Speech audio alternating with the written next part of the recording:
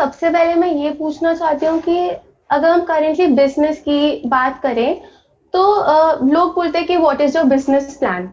तो मेरे दिमाग में आता है कि अगर कोई भी बिजनेस करना चाहता है तो बिजनेस प्लान क्या होता है basically. What is a business plan?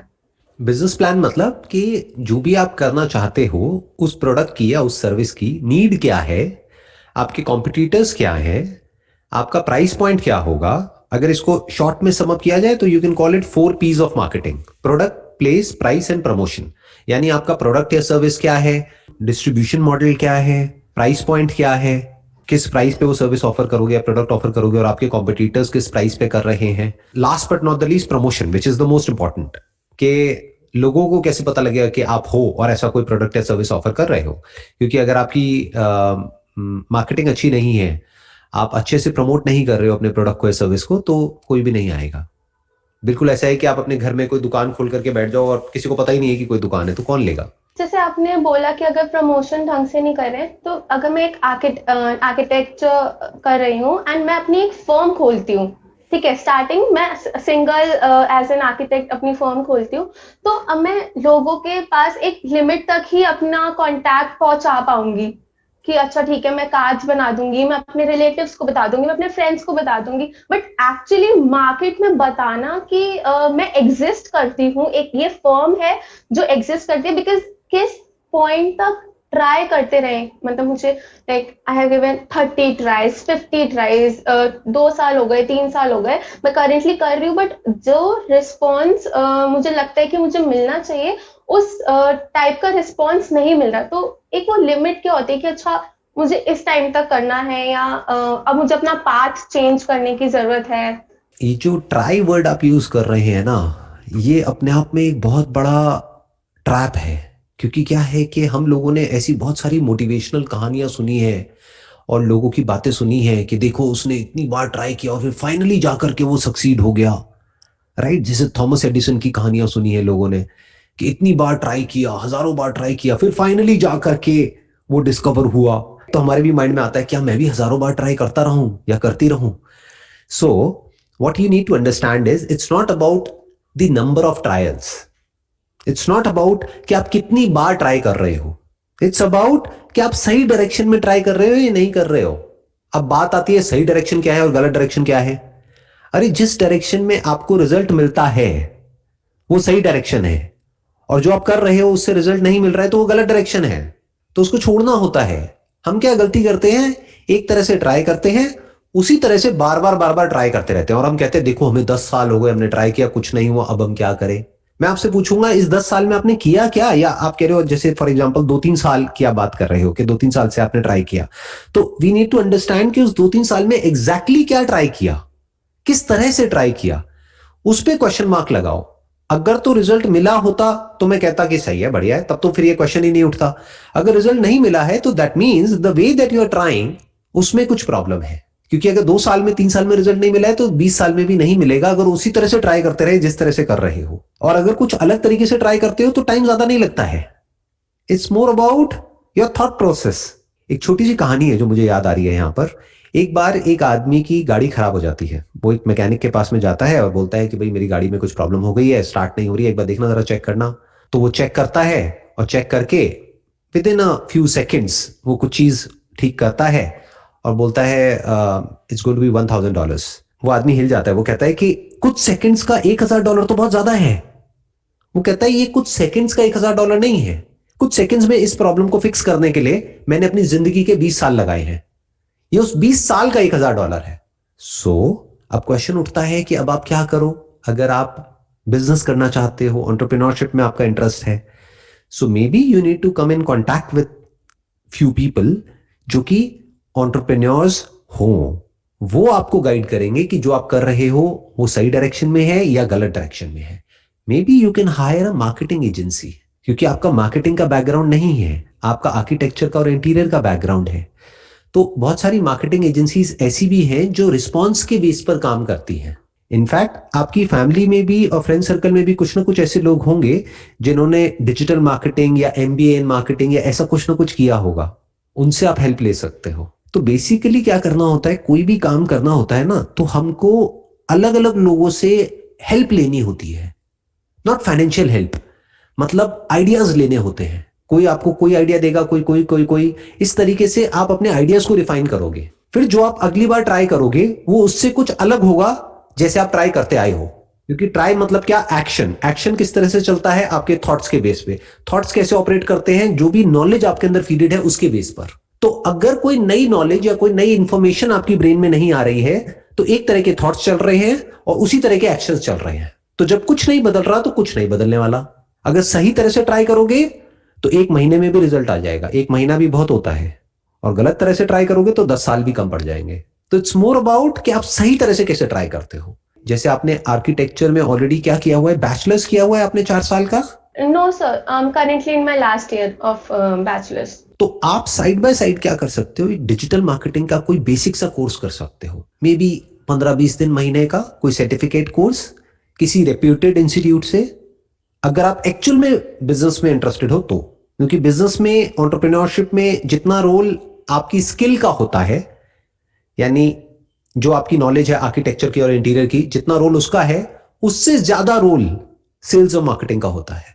तो आप उसका एक कोर्स कर सकते हो और सीख सकते हो कि कैसे मार्केटिंग करते हैं। उसके अलावा आप और लोगों की स्ट्रैटेजी को ऑब्जर्व करो कि जो इंटीरियर में काम करते हैं, आर्किटेक्चर में काम करते हैं, वो किस तरीके से करते हैं, तो आपको आइडियाज मिलेंगे। It's not very difficult, it's actually very easy. बस आपको थोड़ा सा बेसिक्स पता होने चाहिए मार्केटिंग के, तो बहुत आसान हो जाता है सब कुछ। जैसे मैं आपको एग्जांपल देता हूं कि बहुत सारी, अगर किसी को भी कोई घर का अपने इंटीरियर कराना है, ये एक नीड है, तो वो कैसे कराएगा। सोचो क्या करेगा वो, क्या मार्केट में जाकर के धक्के खाएगा। कोई मार्केट में दुकानें खुली होती हैं, इंटीरियर करा लो, इंटीरियर करा लो, तो कैसे करेगा वो क्या करेगा। सबसे पहले हमारे दिमाग में आता है कि गूगल, मे बी अपने घर के आसपास अगर उन्होंने कोई ऐसा रिलेटेड कंपनी देखी हो, या फिर रिलेटिव्स, फ्रेंड्स किसी ने कराया हो तो उससे पूछ लो। तो अब बात करते हैं कि अगर किसी के फ्रेंड सर्कल में कोई है, कोई रिलेटिव्स हैं, तब तो बात अलग है, राइट। वो तो किसी के रेफरेंस से कोई आ गया। तो वो तो आप अपने फ्रेंड सर्कल और रिलेटिव्स के थ्रू उस मार्केट को आप कैप्चर कर सकते हैं। उनको अपना विजिटिंग कार्ड दे सकते हैं, उनको व्हाट्सएप कर सकते हैं, उनको फोन कर सकते हैं, उनको बता सकते हैं कि देखो मैं ऐसा कुछ करती हूँ प्रोफेशनली, इस तरह का कोई इंटीरियर का काम कराना हो तो just let me know and I will help you out with that. That is one. अब दूसरा बात करते हैं गूगल, कि कोई पर्सन है, मान लो वो कहीं और किसी शहर से आया है दिल्ली एनसीआर में काम करने के लिए। अब यहाँ पे तो वो किसी को जानता नहीं है। अब उसने एक अपार्टमेंट लिया है, अपना पहला घर खरीदा है, जो एक बहुत बड़ा मूवमेंट होता है। क्योंकि उसने वो खरीदा है, फाइनेंस कराया है, तो अब उसको है कि मैं अच्छे से अच्छा इंटीरियर कराऊं इसका। अब वो क्या करेगा, कैसे ढूंढेगा इंटीरियर डिजाइनर को। वो तो किसी को नहीं जानता वहां पर, उसके लिए तो नया शहर है। गूगल करेगा और क्या करेगा। आप भी अगर होगे उसकी जगह, सबसे पहले क्या करोगे, गूगल। कैसे गूगल करोगे, क्या वर्ड्स डालोगे, लगाओ दिमाग। इसी को मार्केटिंग बोलते हैं। आप वहां पे टाइप करोगे बेस्ट इंटीरियर डिजाइनर्स, या टॉप इंटीरियर डिजाइनर्स, या फिर इंटीरियर डिजाइनर्स इन, जहां भी उसका अपार्टमेंट होगा वहां, मान लो नोएडा या गुड़गांव। ऐसी तो करोगे, कैसे करोगे आप बताओ, और कोई तरीका है। गूगल, या फिर कुछ जो हमारे लाइक जर्स स्टाइल एंड ऐसे जो कंपनीज होती हैं जो लोगों से टाई अप होती है और रेफरेंसेस प्रोवाइड करती हैं, may be through that. Google करेगा, जस्ट डायल पे कॉल करेगा, या फिर ऑनलाइन जाकर के कहीं सर्च करेगा। तो क्या पिछले 2-3 साल में आपने गूगल मार्केटिंग में कुछ इन्वेस्ट किया, एडवर्ड्स में। No no. तो जो आप ट्राई कर रहे हैं वो डायरेक्शन थोड़ी सी गलत है। बिकॉज अभी आपने खुद ही कहा कि अगर किसी को भी ऐसा कुछ कराना है तो वो गूगल पे सर्च करेगा। अब अगर वो गूगल पे सर्च कर रहा है, दो चीजें आती है वहां पर, एक आती है लिस्टिंग और एक आती है एड्स। या तो हो सकता है वहां पे लिस्टिंग में कोई डायरेक्टरी आ रही है और वो कुछ रीजनेबल सा अमाउंट चार्ज करते हैं वहां पे लिस्ट होने के लिए, मानो 1000 रुपए साल का, तो आप वो दे करके वहां पे लिस्ट नहीं हो सकते। तो that is one. Two, Google ads में ज्यादा पैसा नहीं लगता है। यानी क्या, कि अगर आपने 2-3 हजार रुपए भी महीने का अपना बजट बना लिया और आपकी एड्स चलने लग गई, तो आपके पास कॉल्स आएंगी ऐसे लोगों की। वो कॉल करेंगे कि ऐसे हम ये कराना चाहते हैं, वो कराना चाहते हैं। अब उन्हें थोड़ी पता है कि आपने कुछ नहीं किया है, तो आप बताएंगे कि basically I have done my bachelors from this this this and this is my passion and I will be able to help you out with your interiors at a very very reasonable amount in comparison to other interior designers. काम मैं उसी level का करवा के दूंगी आपको, लेकिन जो कॉस्ट है उसमें मेजर डिफरेंस होगा। आप उनको बोलिए कि बेसिकली अगर आप किसी वेल एस्टैब्लिश फर्म के पास में जाते हैं, उनको सच बोलिए, तो वो चार्ज करेंगे 1 लाख रुपए, 2 लाख रुपए, 5 लाख रुपए, 10 लाख रुपए। बोलो आई चार्ज जस्ट 50,000 रुपीज। फिर वो नेगोशिएट करेंगे, वो कहेंगे नहीं नहीं 50,000 बहुत ज्यादा है, तो मे बी 20-30 हजार पे कहीं पे सेटलमेंट होगा। बट इसको आप ऐसे देखो, उसको छोड़ना नहीं है काम को, क्योंकि अगर 20-30 हजार भी आ रहा है तो आपकी प्रोफाइल तो बन रही है ना। फ्री में काम मत करिएगा, नहीं तो सामने वाले को ये लगेगा कि ये तो कोई इनका तो कोई लेवल ही नहीं है जो फ्री में काम कर रही है, राइट। तो आप बोलिए नहीं I charge a reasonable amount, क्योंकि ये पूरा काम होने में it will take lot of time और मेरी कई विजिट्स लगेंगी यहां पर। मानो अगर 3 महीने का काम है तो 3 महीने में मेरी कम से कम भी नहीं तो 10 विजिट्स लगने वाली है यहां पर।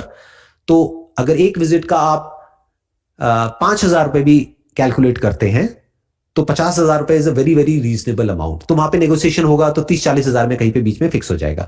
फिर जब ऐसे आप कुछ काम कर लेंगे, मानो इस तरह से आपने 5-10 प्रोजेक्ट्स कर लिए, फिर अपनी आप एक वेबसाइट बना सकते हो खुद, किसी और से नहीं।